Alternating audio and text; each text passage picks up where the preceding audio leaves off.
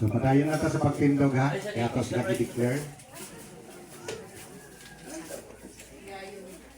Ipahayag ninyo atubangan sa Ginoo og niining katilingban ang inyong tuyo ug saad pagpahimutang sa inyong kagalingon diha sa balaang kaminyoon. Karon pinaagi sa kahong nagitugyan kanako sa EOG Philippines Incorporated Assemblies of God with registry number license 2025-2B 2H2 UYTRN-2027.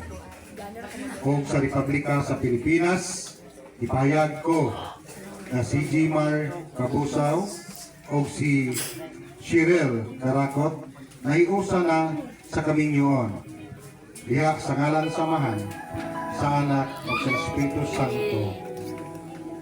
Ang iusa sa Dios dili na bulagon bisan sa ang Ginoo magapanalangin kaninyo o magbantay kaninyo.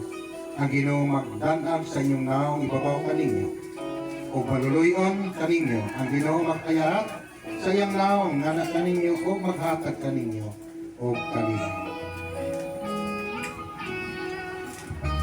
So karon nining orasa ako na siyang tuguting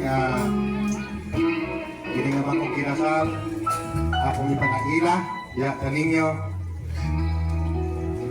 sa akong dungog kung ipanagila kaninyo kining